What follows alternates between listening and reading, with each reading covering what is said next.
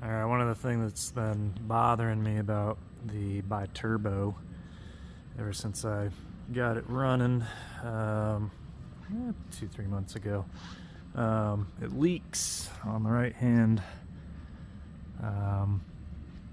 cam tower, and I've got a red rag up there to try and slow the leak down a little bit, but it's time to just fix the leak.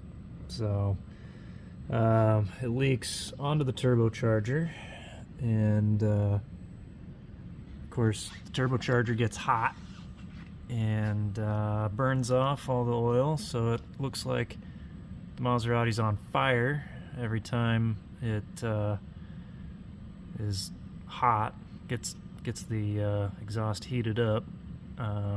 So thank God it's not actually on fire. That would be worse, but you can see it leaves quite the puddle. And it's in a few different places because I kept moving the car forward a little bit, but the first time I parked it there. So it's a decent amount of oil. So it's time to get in there and fix it. Step 1, remove the petcock, which is this little guy. Next, I'm going to remove this hose, and that hose, and then we're going to pull the radiator out.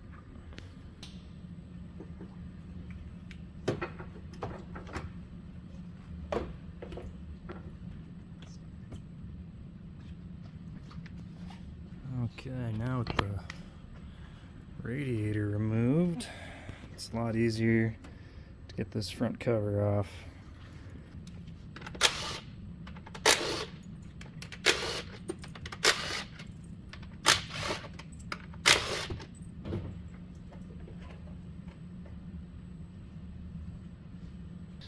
Alright, so I lined up the timing marks, which you can see this yellow paint here lines up with that mark, and then both some yellow and some green paint, trying to line that one up. It's probably better viewed from the front. And then the crank, sort of an improvised timing mark there because the flywheel on the back of the engine has a little access cover and a little arrow, and the timing mark is on the flywheel, which not very convenient for when you're setting up your timing belt. So set up your own little timing mark there. We should probably get that under there. Alright, next I'm gonna relieve the tension off of this. This is the timing belt tensioner. That way we can slip the timing belt off.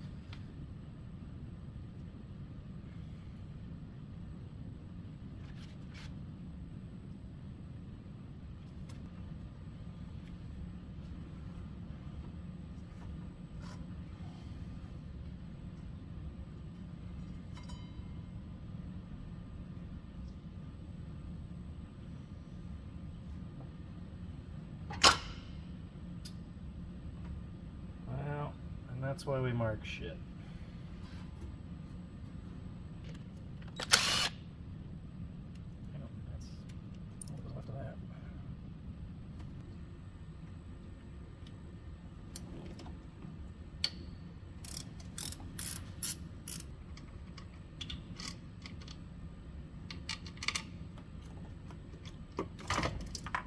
Oh shit.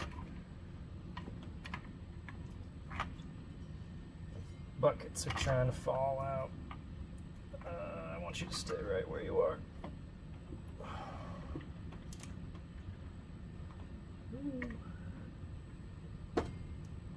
Okay, get back in there. You gotta watch these things so close.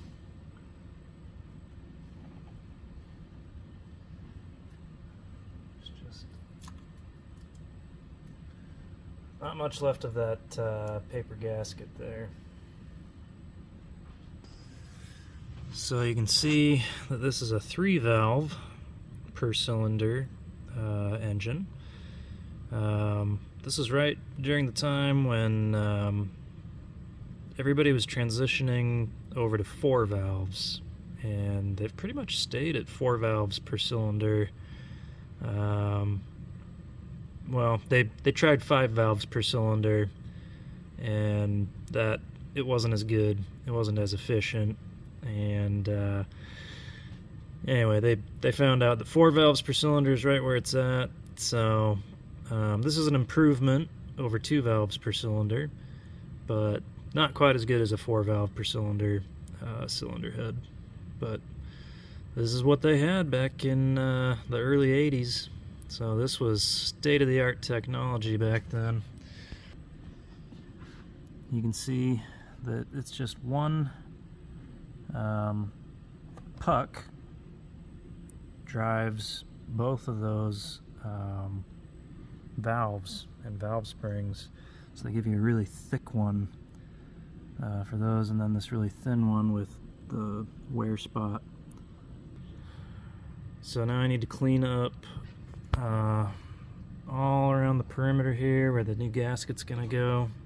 The oil supply to the cam tower, or the cam box, is that it comes through this little brass filter screen, which can't really see down into it, but there's supposed to be a filter screen, mesh screen sort of material down in there, and it gets all clogged up with junk and then doesn't supply any oil flow to the cam tower.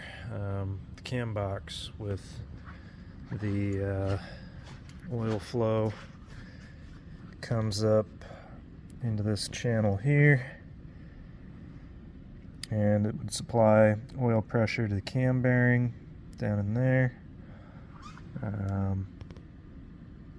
But it also flows along this channel, and this groove right here is where all the oil supply goes through. That's an oil galley.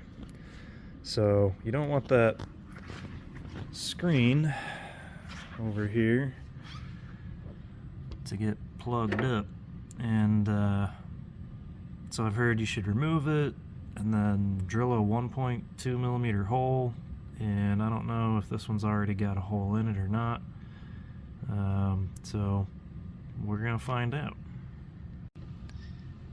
This little jerk was not easy to get out, so after trying several methods, I used an easy out, and then come to find out, I don't see any filter material in here. This just looks like an orifice tube to limit the amount of oil feed that can make it through here. If you give it too big of a hole, you're going to lose some oil pressure. So I read that 1.2 millimeters is the size that you're looking for that hole, so I'll get a 1.2 millimeter drill bit and size it up and stick it back in. Alright, there it is with a 1.2 millimeter hole in it. I cleaned it up a little bit, blasted it out with air so there's no loose metal particles in there. So now we can just return it to its home. Just give her a little tap, tap, tap it in, happy.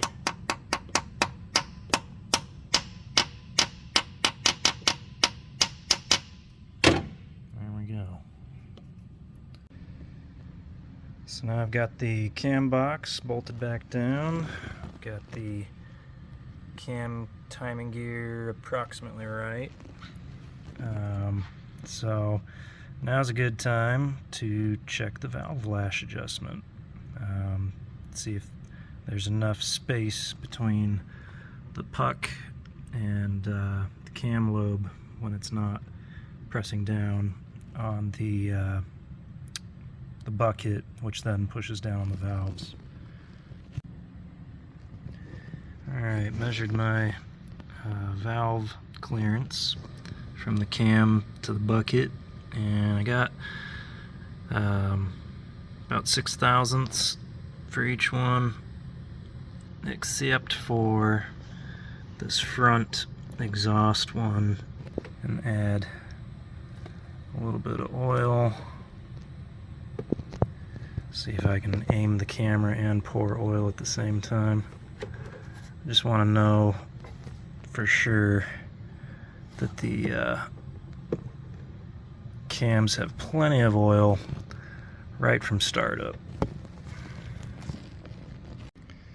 Alright, so I've rolled it over a few times after setting the timing marks up again. That one there, that one there, and then my sort of improvised timing mark there.